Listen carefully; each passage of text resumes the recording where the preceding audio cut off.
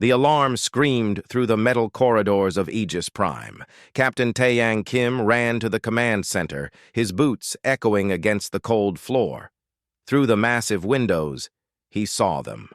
Hundreds of ships appeared from nowhere, filling the space around Earth like a dark cloud. "Report!"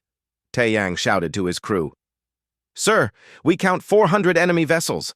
They're bigger than anything we've ever built." The young officer's voice shook with fear. Taeyang watched the alien ships move into position. They were massive, their hulls covered in strange symbols that glowed red in the darkness of space.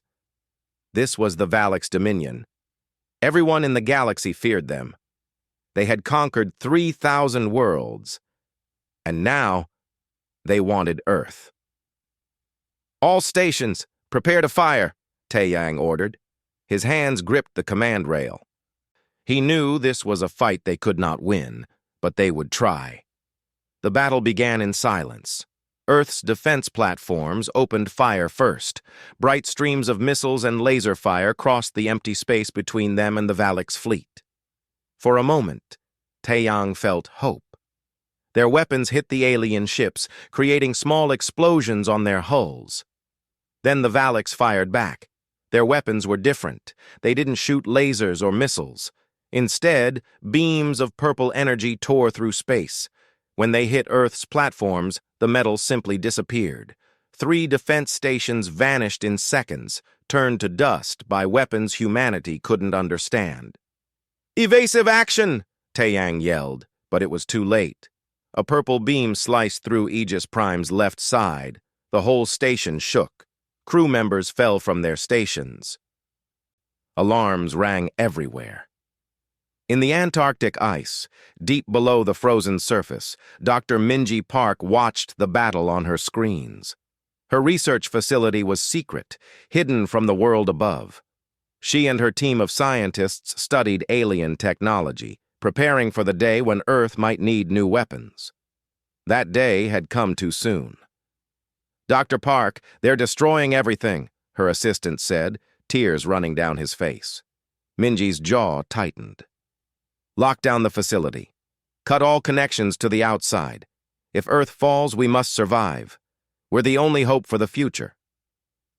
Above the clouds, the battle raged for 3 days. Admiral Hyunwoo Choi commanded Earth's fleet from his flagship, the Indomitable. He was the best military mind humanity had, but even he could not find a way to win. The Valak ships were too strong, too fast, too many. On the moon base, soldiers fought until their ammunition ran out. Then they fought with whatever they could find. When the Valak soldiers finally broke through, they found humans who refused to surrender even in death. On Mars Colony, a young engineer named Yuna Lee watched her home burn from orbit. The Valaks had hit the colony's domes with precision strikes. Thousands died in seconds as the air rushed out into space. Yuna survived only because she was working on a ship in the orbital shipyard. She watched and memorized everything about how the Valaks attacked. Someday, she promised herself, she would make them pay. By the end of the 3rd day, 400 million people were dead. Every major city on Earth had been hit. New York was a crater, London burned, Tokyo was rubble. Beijing had disappeared under a massive explosion that could be seen from space. Admiral Hyunwoo Choi sat in his damaged command chair. Half his fleet was destroyed. The other half was too damaged to fight. He had one choice left. "Open a channel to the Valak's commander," he said quietly. The alien face that appeared on the screen was terrifying. War Master Kelvath had 4 eyes, gray skin, and a mouth full of sharp teeth. When he spoke, a computer translated his words into English. "You surrender?" the War Master asked. "Yes," Admiral Choi said. The word tasted like poison in his mouth. "We surrender. Stop the killing." Kelvath's 4 eyes studied the human admiral. "You are now part of the Valak's dominion. Your world is ours. Your people will serve us. Resist, and more will die." The transmission ended. Admiral Choi closed his eyes. He had just given away humanity's freedom to save humanity's life. He hoped history would understand. The Valaks landed their troops the next day.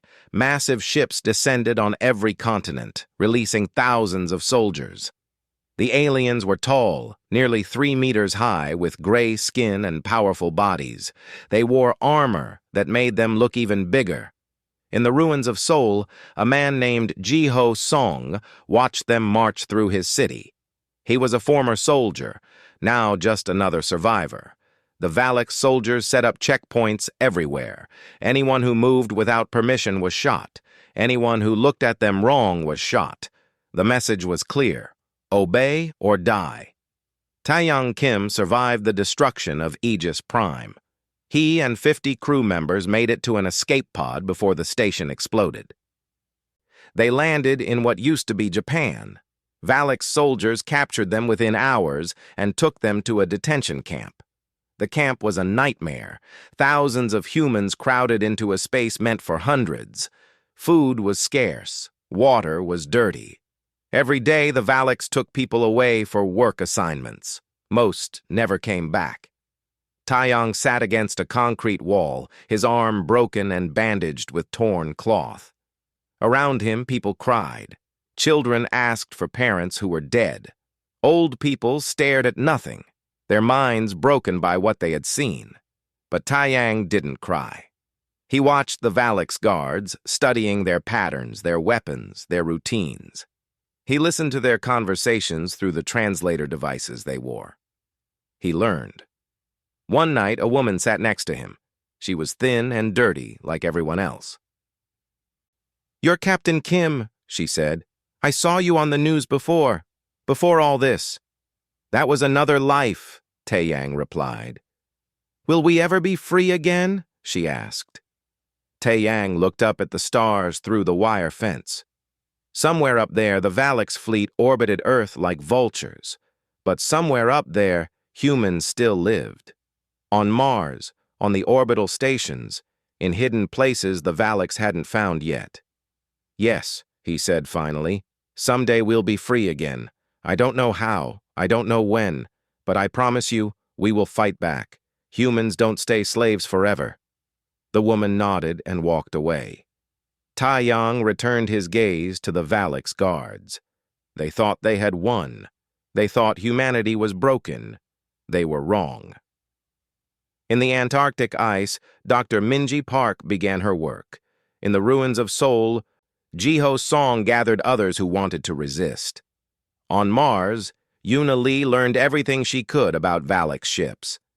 In detention camps across Earth, people like Taeyang Kim planned and waited.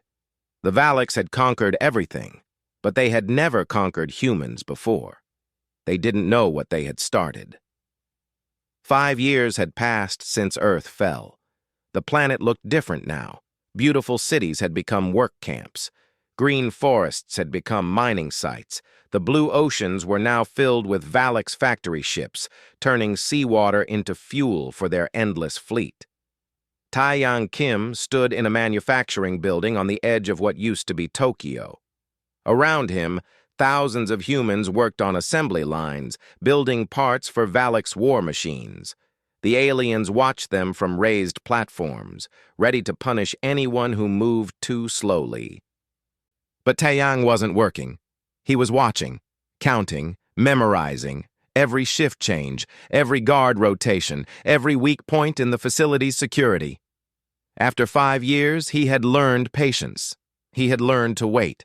At night, when the Valaks thought humans were sleeping, Taeyang met with others in secret. They gathered in the ruins beneath the city, in old subway tunnels the aliens didn't know about. There were 20 of them now, 20 people willing to fight. "The transport comes every Tuesday," Taeyang told them in a whisper. "It carries supplies from the spaceport. If we can steal even one truck, we can get weapons." A woman named Sora nodded. She had been a teacher before the invasion. Now she made bombs from stolen materials. "Give me 3 days. I'll have something ready." Far above Earth, on a Valaks battlecruiser called the Dark Fist, Yuna Lee cleaned the engine room. The aliens thought she was just a simple worker, good for maintenance and nothing else. They didn't know she had been one of Mars colony's best engineers. Every day, Yuna memorized more about the ship. She learned how the engines worked. She studied the weapons systems. She found the weak spots in the armor. At night, she wrote everything down in a code only she understood, hiding the papers in her small sleeping quarters. The Valix crew barely noticed her. To them, humans were just tools like robots, but cheaper. They talked freely around her, never thinking she might be listening, never thinking she might understand. One day, Yuna overheard something important. Two Valix officers were discussing a shipment coming to Earth, new weapons, advanced technology. The shipment would arrive in 3 months. Yuna needed to get this information to the Resistance. But how? She was trapped on a ship in deep space, weeks away from Earth. In the ruins of Seoul, Jiho Song had built something remarkable. What started as a few dozen fighters had grown into a network of thousands. They hid in the underground, in abandoned buildings, in places the Valix scanners couldn't reach. Jiho's people didn't just fight. They gathered information. They sabotaged production. They helped others escape from work camps. Every small action was a thorn in the Valix's side. But Jiho wanted more. He wanted to hurt them badly. "We need to hit their communications," he told his lieutenants. They met in a hidden room beneath a destroyed hospital. "If we can take out even one relay station, we prove they're not untouchable." "They'll kill thousands in response," someone argued. "They kill hundreds every day anyway," Jiho replied, his voice hard. "Better to die fighting than to die as slaves." Deep in the Antarctic ice, Dr. Minji Park had spent 5 years studying everything she could about the Valix. Her hidden facility still had power, still had equipment. Her team of 12 scientists worked day and night, taking apart every piece of Valix technology they had managed to collect. What they discovered changed everything. "They're not as advanced as we thought," Minji told her team one morning. She pointed at a computer screen showing Valix engine designs. "Look at this. It's efficient, yes. Powerful, yes. But it's old. Very old. This design hasn't changed in hundreds of years." "What does that mean?" asked Hayuk, her best engineer. "It means they don't innovate. They don't create. They just copy. They conquer a species, take their technology, and mass-produce it. The Valix haven't invented anything new in centuries." The team stared at her. "And there's something else," Minji continued. She pulled up brain scan comparisons on her screen. "I've been studying how Valix brains work versus human brains. We're fundamentally different. They think in straight lines. A plus B equals C. They're very good at that." "And humans?" Hayuk asked. "We jump. We make connections they can't see. We solve problems in ways they can't predict. That's why they classified us as low intelligence. They literally cannot measure what makes us special." Min smiled for the first time in years. "Which means we can beat them. We just need to think like humans, not like Valix." The team went back to work with new energy. If the Valix were predictable, humans could plan around them. If the Valix couldn't innovate, humans could out-invent them. 3 months later, Jiho Song was ready. His team had planned every detail of the attack on the communications hub. It was located in the mountains outside Seoul, protected by 50 Valix soldiers and automated defenses. On a cold night, 40 humans approached the facility from 4 directions. They moved silently through the snow, using terrain to hide from sensors. Sora's bombs were strapped to their backs. The attack was quick and brutal. Explosives destroyed the main gate. Jiho's fighters rushed in, using stolen Valix weapons against the guards. The battle lasted only minutes. When it was over, the communications hub was on fire, and 10 humans were dead. But the message had been sent. The relay station served 100 work camps. For 3 days, the Valix couldn't coordinate their forces in the region. For 3 days, humans saw proof that the enemy could bleed. The response was terrible, as expected. War Master Kelvath ordered mass executions. 10,000 humans died in the week following the attack, chosen at random from work camps. But something else happened, too.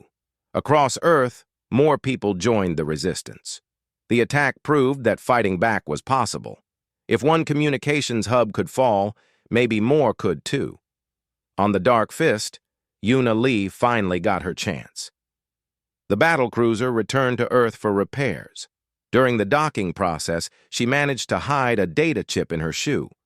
The chip contained everything she had learned about Valak's ships. When the work crews were allowed to leave the ship for resupply, Yuna made her move. She slipped away from her group, heading into the ruins of Tokyo. Valak's security would notice soon, but she had a small window. She found Taeyang Kim's manufacturing facility and left the chip in a hidden drop point. Then she disappeared back into the crowds of workers. 2 days later, Taeyang received a message. It was coded, brief, and beautiful. Data delivered, more coming, never give up. Taeyang didn't know who sent it, but he didn't need to. Somewhere other humans were fighting. Somewhere they were gathering strength. He sent a message to Jiho Song, "We need to connect. Time to make this bigger." In her frozen facility, Dr. Minji Park made a breakthrough. Using stolen Valak's technology and human creativity, she had built a prototype weapon.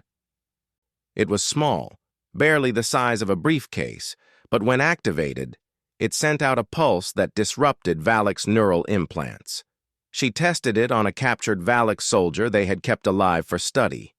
When she activated the device, the alien collapsed, paralyzed. "It works," she whispered. "We can fight them." She recorded a message and sent it through coded channels to the resistance networks. "The weapon is ready. Await instructions. The long night is ending." Across Earth and the colonies, humans received the message. In work camps, in hidden bases, on stolen ships, people read those words and felt something they hadn't felt in 5 years. Hope. Taeyang Kim stood in the ruins of Tokyo and looked up at the stars. 5 years ago, he had promised that humanity would be free again. Now, finally, he could see how it might happen. "Soon," he said to the night sky. "Very soon." The message traveled through secret channels across 47 worlds. In hidden bases and work camps, resistance leaders received the same instruction. Operation Shadowfall. 7 days. Strike everywhere at once. Taeyang Kim had been freed from the Tokyo facility 2 weeks earlier. Jiho Song's fighters had raided the camp, killing guards and breaking down walls. Now Taeyang sat in a hidden command center beneath the ruins of Seoul, coordinating with resistance cells across the solar system. "Are we ready?" he asked the people gathered around him. Jiho Song nodded. "My teams are in position. 5 cities, 20 targets." On a video screen, Dr. Minji Park's face appeared from Antarctica. "We've manufactured 30 pulse generators. Not enough for everything, but enough to start." Another screen showed Yuna Lee, now revealed as a deep resistance agent. She was aboard a stolen Valak's transport ship near Mars. "I have 3 ships ready. Small ones, but they're armed." A new face appeared. A woman named Hana Yoon, young and intense. "The Ghost Fighter is ready for its first real mission. Just tell me where to fly." Taeyang looked at all of them. 5 years ago, they had been ordinary people. Teachers, engineers, soldiers, scientists. Now they were something else. They were hope. 7 days, he said. "We show the galaxy that humans fight back." The Ghost Fighter was Dr. Park's masterpiece. It was small, barely bigger than an old fighter jet, but it used technology the Valaks couldn't detect. Their sensors simply couldn't see it. Hana Yoon had volunteered to be its pilot, even though everyone knew the first test might be the last. She sat in the cockpit now, running through pre-flight checks. The fighter was hidden in a cave on Titan, Saturn's largest moon. Her target was a Valak supply depot in orbit above her. All systems green, she reported to her ground team. Remember, Minji's voice came through her headset.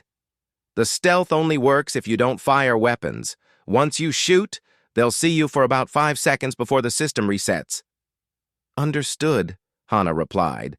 5 seconds is all I need. She launched the Ghost Fighter into Titan's orange sky. The small ship climbed rapidly, breaking through the thick atmosphere. Above her, she could see the Valix Depot, a massive structure floating in space like a metal mountain. Hana flew closer. Her sensors showed Valix patrol ships moving in regular patterns around the depot. None of them reacted to her approach. She was invisible to them. She armed her missiles, waiting for the perfect moment. 2 Valix ships crossed paths directly in front of the depot's fuel storage section. "Now!" she whispered, and fired. 4 missiles streaked toward the depot. For 5 seconds, Valix sensors suddenly detected her. Alarms screamed across their network. Ships turned toward her position. Then her stealth system reset. She vanished again. The missiles hit the fuel storage. The explosion was massive, a ball of fire that lit up Titan's sky. Secondary explosions followed as stored ammunition cooked off. In 2 minutes, the entire depot was destroyed. Hana turned her fighter around and headed back to the cave, a smile on her face. "Target destroyed," she reported. "Stealth system works perfectly." On Mars, Yuna Lee stood on the bridge of the Valix battlecruiser she had served on for 5 years. But now she wasn't alone. 20 other humans stood with her, all carrying Valix weapons they had stolen over the months. "Ready?" she asked them. They nodded. Most were engineers and maintenance workers like her. None were soldiers. But all were willing to fight. Yuna had spent years learning this ship. She knew every corridor, every system, every crew member's routine. The Valix captain had 300 soldiers on board.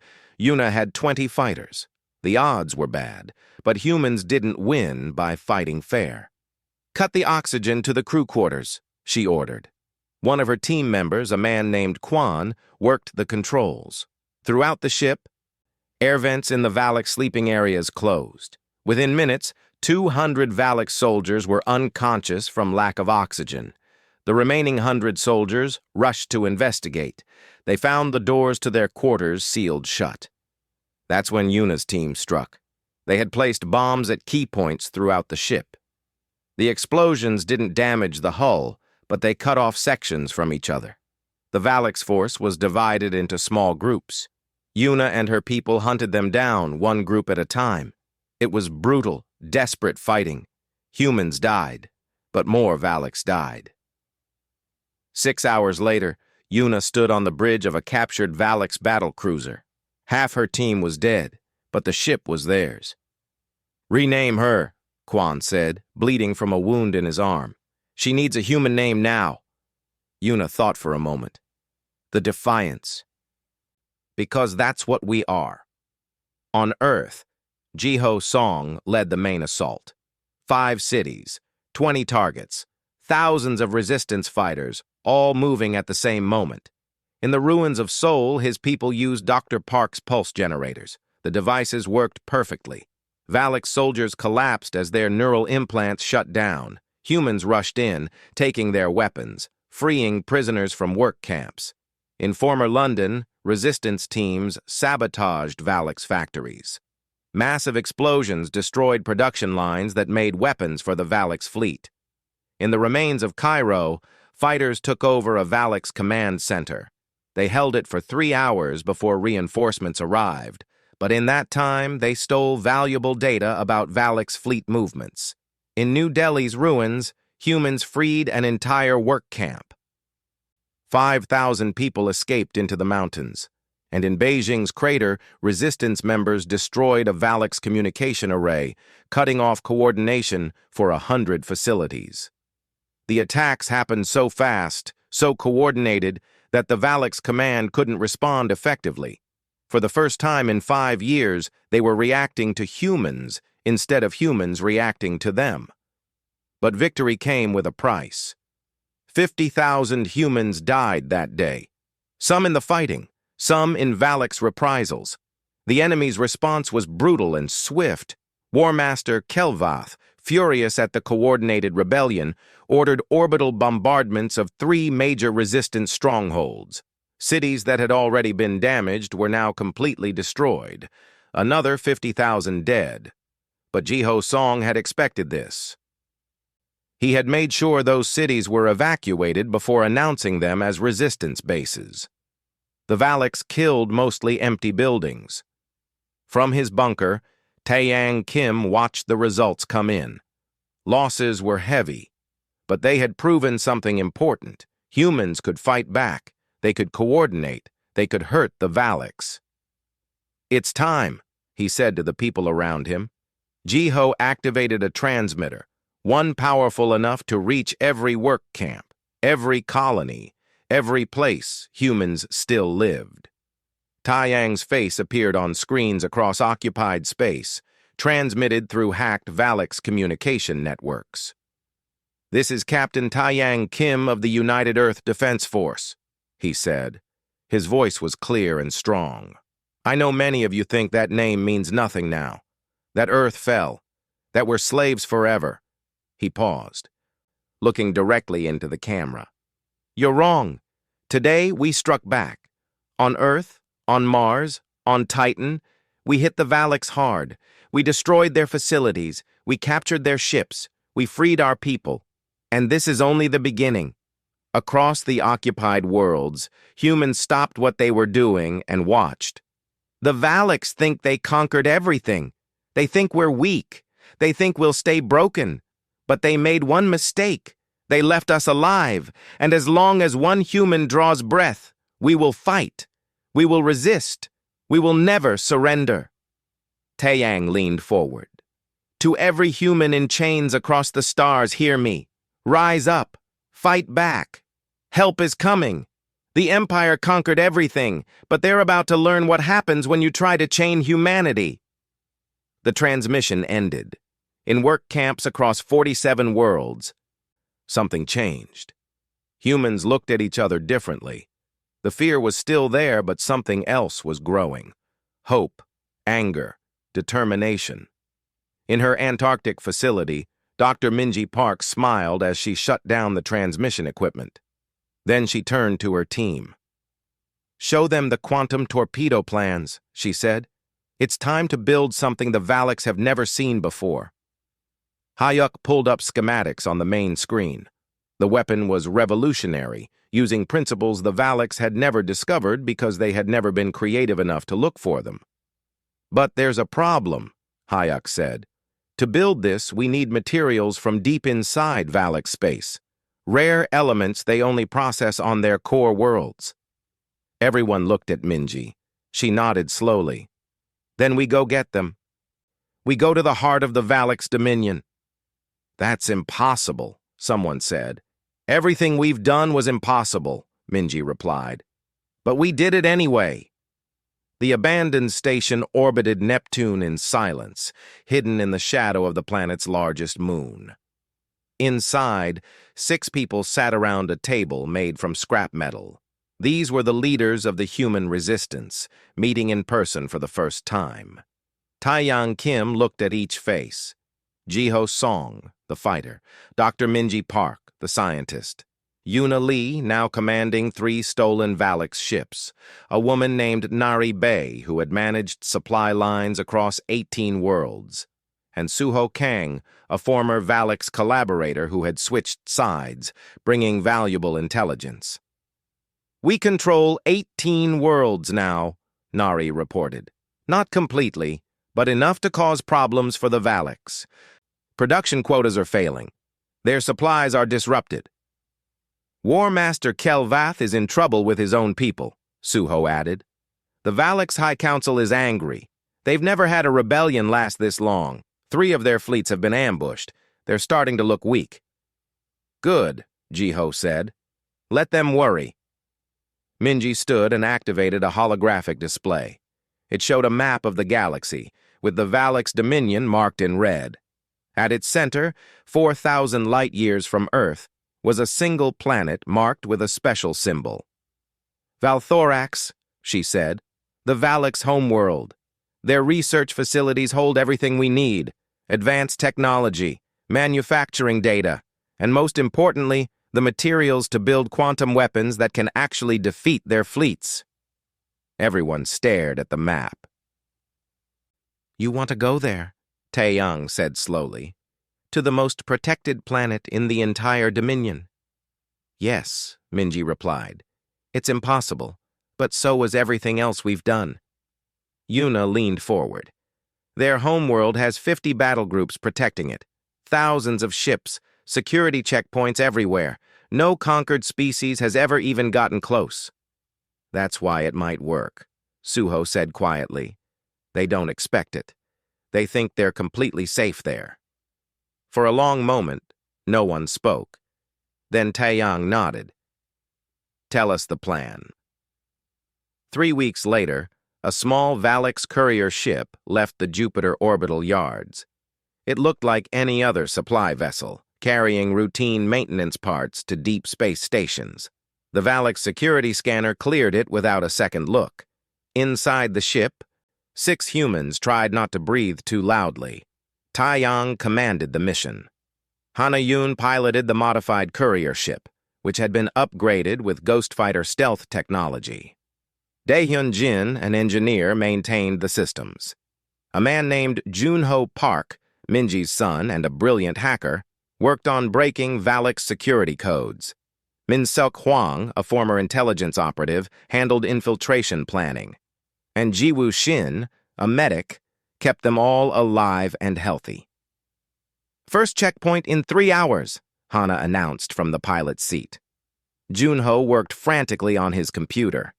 The security codes Suho gave us are good, but they'll only work if I time them perfectly. If the computer takes too long to verify, they'll know something's wrong. The journey to Valthorax would take 3 months. 3 months of passing through Valak's controlled space, pretending to be a supply ship. One mistake would mean death. The first checkpoint was terrifying. A massive Valak station loomed ahead, bristling with weapons. 3 battleships orbited it, ready to destroy anything suspicious. Transmitting identification codes, Junho said, his voice steady despite his shaking hands. Long seconds passed. Taeyang's hand rested on his weapon, knowing it was useless but needing something to hold. Clearance granted, the Valak's traffic controller finally said. Proceed to lane 7.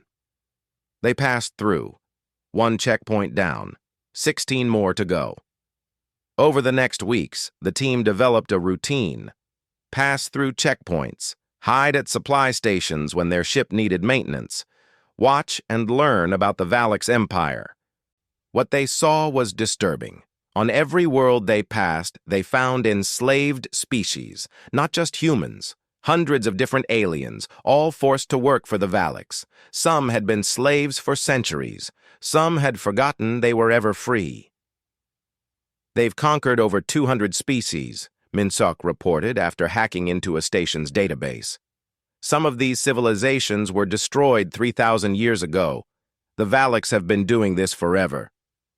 Then it's time someone stopped them, Taeyang replied. At one station, they had to hide for 2 weeks while their ship was repaired. During that time, Junho continued hacking into Valak's networks, gathering information. He discovered something important. The Valaks can't innovate, he told the team one night in their cramped quarters. I've gone through centuries of their research files. Every technology they have came from a conquered species. They reverse engineer everything. They've never invented anything themselves. Why? Jiwoo asked. Biology, maybe. Culture, maybe. I don't know. But their entire empire is built on stolen technology. And look at this. Junho pulled up more files. They're studying us. Human brains. They can't understand how we think. Our intuitive cognition confuses them. They're trying to figure out how to breed us to make better slaves. The team fell silent, anger building in their chests. More reason to destroy them, Hana said quietly. 2.5 months into the journey, they finally saw it. Valthorax appeared ahead, a massive super-Earth 3 times the size of their home. 3 moons orbited it. Thousands of ships filled the space around it. Orbital platforms surrounded the planet like a metal shell. "That's the most beautiful and terrifying thing I've ever seen," Daehyun whispered. The planet itself was a monument to conquest. Cities covered the entire surface, built from materials taken from 1,000 worlds. In museums and galleries, technology from every conquered species was on display. The Valaks had turned their homeworld into a shrine to their own superiority. Getting through the final checkpoints took all of Junho's skill. Security here was 10 times tighter than anywhere else. Every ship was scanned multiple times. Every crew member was verified. But Suho's intelligence was perfect. The codes worked. The false identities held. They landed at a supply depot on Valthorax's northern continent, their hearts pounding. "We're here," Taeyang said, unable to believe it. "We're actually here." The research facility was in the capital city, protected by walls and guards and sensor fields. Breaking in would be impossible for anyone who hadn't spent months studying Valak security systems. Fortunately, that's exactly what Min Seok had done. "Their security follows strict patterns," he explained as they approached the facility dressed as Valak's workers. The disguises were crude, but from a distance they might pass. "Change of guard every 4 hours, sensor sweeps every 12 minutes. But there's a blind spot in the northeast corner for exactly 90 seconds when the sweeps overlap. They had 90 seconds to get inside. They made it with 10 seconds to spare. Inside, the facility was massive. Laboratories filled with technology from 100 worlds. Computers containing the research of centuries. And, in the secure section, prototypes of weapons so powerful they could destroy planets. Junho plugged into a terminal and began downloading everything. Terabytes of data, manufacturing processes, weapon designs, the complete technical knowledge of the Valak's dominion. Daehyun planted Dr. Park's virus into the core AI system. It was set on a 30-day timer. When it activated, it would spread through the entire Valak's network, causing chaos. Min Seok gathered physical samples of the rare materials they needed for quantum weapons. Everything was going perfectly. Then the alarm sounded. "Security breach in Sector 7, a Valak's voice shouted over intercoms. "All units respond." "They found us," Hana said, drawing her weapon. "Keep downloading," Taeyang ordered Junho. "We need that data." Valak's soldiers poured into the corridor outside the lab. Heavy footsteps echoed through the facility. They had minutes, maybe less. 80% downloaded, Junho reported, sweat running down his face. Explosions rocked the building. Jiho and Min Seok were holding the corridor, but they wouldn't last long against armored Valak soldiers. 90%! Min Seok fell back into the lab, bleeding from a weapon wound. "Too many of them. Download complete." Junho yanked the data drive from the terminal. They ran. Through corridors, past shocked Valak scientists, toward the emergency exit Min Seok had identified. Behind them, soldiers gave chase. At the exit, Min Seok stopped. "Go," he said. "I'll hold them here." "No," Taeyang said. "That's an order, Captain." Min Seok smiled sadly. "Someone has to make sure you get away. Tell Earth I died free." Before anyone could argue, he activated the explosives he'd been carrying. The corridor behind him collapsed, blocking the Valak soldiers. The 5 remaining team members reached their ship and launched before security could stop them. Behind them, the research facility burned. They punched through Valthorax's orbital defenses, using every trick Hana knew. Ships pursued them. Weapons fire filled space around their tiny courier vessel. But the ghost technology held. At the last moment, Hana engaged full stealth.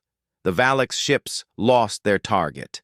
They jumped to hyperspace, leaving the Valak's homeworld behind. In the ship's cargo hold, Taeyang looked at the data drive Junho had risked everything to get. On it was the key to defeating the Valaks, everything they needed. but they had paid a terrible price for it. Minsok's sacrifice won't be forgotten, he said to the others. They all nodded silently. The journey home began. Behind them, a 30-day countdown was running, and ahead of them, Earth waited for the weapon that would change everything. 3 months after the team returned from Valthorax, Earth looked different. Hidden factories across the solar system worked day and night, building weapons from the stolen data. Underground facilities on Earth, in asteroid bases, on the moons of Jupiter and Saturn, humans manufactured the technology that would free them. Dr. Minji Park walked through her Antarctic facility, watching her people work. The quantum torpedoes were beautiful in their simplicity. Each one could punch through Valak's shields like they weren't there. Each one could destroy a battleship with a single hit. "How many do we have?" Taeyang asked her. 200, Minji replied. "Not enough to win a long war, but enough for what we need to do." "And the virus?" Minji smiled. "It activated yesterday. Across the Valak's dominion, their AI systems are failing. Navigation errors, communication breakdowns, weapons malfunctions. They don't know what's happening." On Valthorax, Warmaster Kelvath was in a rage. His 4 eyes blazed with fury as he read report after report of system failures across the Dominion. "How is this possible?" he demanded of his technicians. "We don't know, Warmaster," they replied, cowering before him. "The systems just fail. We fix them, and they fail again." Kelvath's mind worked through the problem. Only one answer made sense.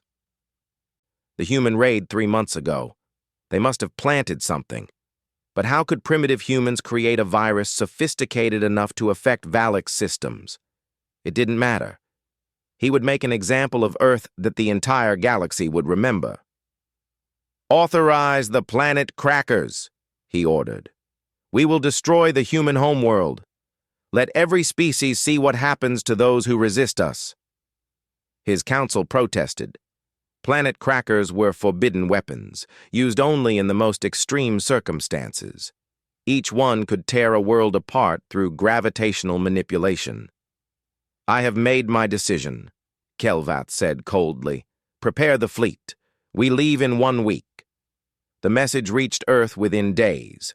A massive Valak's fleet was coming, 500 battleships, 2,000 cruisers, and 5 planet crackers, each one capable of ending all life on Earth. In the Resistance Command Center, the leaders gathered one last time. "We can't fight that," Nari said, looking at the fleet projections. "We have 200 ships at most. They'll crush us." "We can evacuate," someone suggested. "Load colony ships. Save who we can." Taeyang stood and walked to the window, looking out at the frozen Antarctic landscape. For a long moment, he said nothing. Then he turned back to them. "No," he said simply. "We fight. Right here. If we run, we'll run forever. The Valaks will hunt us to the ends of the galaxy. But if we stand and fight, if we can somehow win, we end this. Not just for us. For everyone they've enslaved." "We can't win," someone said. "Maybe not," Taeyang agreed. "But we can try. And if we're going to die anyway, better to die standing up." Jiho Song laughed, a harsh sound. "You want to take on the entire Valak's fleet with 200 ships and a prayer?" "Yes," Taeyang said. "Unless anyone has a better idea." No one did. "Then we prepare," Taeyang continued. "Every weapon we have, every trick, every advantage, and we send a message to every enslaved species in the galaxy. We show them that the Valaks can be beaten." Dr. Park stood. "I'll arm the quantum torpedoes. All of them." Yuna Lee nodded. "I'll coordinate the fleet. We may be outnumbered, but we'll make every shot count." Hana Yoon smiled. "My ghost squadron is ready. We'll hit them where they don't expect it." One by one, the others agreed. They would fight. Even knowing they would probably die, they would fight. Taeyang sent one final message to the Valak's fleet. This is Captain Taiyang Kim of Earth. You're coming to destroy us. You think we're weak. You think we'll beg for mercy. But I have a message for War Master Kelvath and the entire Valix Dominion. Humanity doesn't beg. We fight. Come and try to kill us. We'll show you what happens when you corner a species that refuses to die. The message was heard across the galaxy. On conquered worlds, enslaved species listened in amazement. These humans, defeated just 6 years ago, were challenging the most powerful empire in existence. 1 week later, the Valix fleet arrived at Earth's orbital space. What they found surprised them. Instead of a terrified planet begging for mercy, they found a battle formation. 200 human ships, mostly stolen and modified Valix vessels, waited in orbit. Thousands of automated defense platforms dotted the space around Earth. The moon had been turned into a massive weapons platform, bristling with cannons, and floating in a distant orbit, almost invisible, were 20 ghost fighters waiting for their moment. They dare to resist, Kelvath said from his flagship. Destroy them all. The battle began. The Valix fleet advanced in their traditional formation, precise and predictable. They expected the humans to panic, to break formation, to die quickly. Instead, the humans did something the Valix didn't expect. They scattered. Unili's ships broke into small groups, flying in patterns the Valix couldn't predict. They used asteroids for cover. They fired and moved, never staying in one place. They fought like humans, not like Valix. The quantum torpedoes proved devastating. The first salvo destroyed 20 Valix battleships, their shields useless against the new weapons. The Valix formation wavered. "Reform!" Kelvath ordered. "They have limited numbers! Press forward!" But the virus was working. Valix ships received conflicting orders. Navigation systems malfunctioned. Some ships crashed into each other. Communication between fleet elements broke down. From the moon, massive railguns fired, hurling asteroids at hypersonic speeds toward Valix cruisers. The impacts were catastrophic. Hana Yun led her Ghost Squadron in a daring strike on a planet cracker. 20 invisible fighters hit it from every angle, their quantum torpedoes focused on the gravitational manipulators. The planet cracker exploded, its own weapon tearing it apart. 4 more planet crackers remain, Yuna reported to Taiyang. But we're losing ships. We can't hold them forever. We don't need forever, Taiyang replied from his command ship. We just need long enough. He activated a broadcast, sending it on all frequencies across the galaxy. To every species enslaved by the Valix Dominion, he said, you're watching humans fight for our freedom. Right now, Earth stands against the most powerful fleet the Valix have ever assembled. And we're hurting them. We're showing them they can bleed. This message is for you. Rise up. Fight back. Now, while they're weakened. Together we can end 3,000 years of tyranny. On 73 worlds, the message was heard. On 73 worlds, enslaved species made their choice. They rose up. On Keltis Prime, bird-like aliens seized their orbital platforms and turned the guns on Valix garrisons. On Vorn, crystalline beings collapsed mining tunnels, trapping Valix soldiers underground. On Wraith, amphibious aliens sabotaged Waterworld shipyards. Across the Dominion, the Empire began to fall apart. In orbit around Earth, the battle raged on. Jiho Song led a boarding team onto a planet cracker, fighting through corridors filled with Valix soldiers. They reached the reactor and planted explosives. The planet cracker exploded from within. 3 planet crackers left. But the human fleet was dying. Half their ships were destroyed. The defense platforms were failing. The moon's weapons were running out of ammunition. Kelvath saw his moment. All ships, focus fire on the human command vessel. Kill their leader, and they'll break. 200 Valix ships turned toward Taiyang's command ship and fired. Taiyang watched the weapons coming and felt strangely calm. They had done well. Better than anyone expected. Earth would fall, But humanity's rebellion had sparked something bigger. The galaxy was waking up. Then Una Lee's voice came over the radio. "All ships, protect the command vessel, form up." What remained of the human fleet positioned themselves between Taeyang and the Valak's weapons. Ships sacrificed themselves to protect their commander. Explosions filled space as humans died to buy seconds. "No," Taeyang whispered. "Don't do this." "Sir," Una replied, her voice steady, "you gave us hope. Now let us give you victory." Her ship, the Defiance, took a direct hit meant for Taeyang. It broke apart, but Una managed to send one final message. "Never surrender." Taeyang's eyes filled with rage and grief.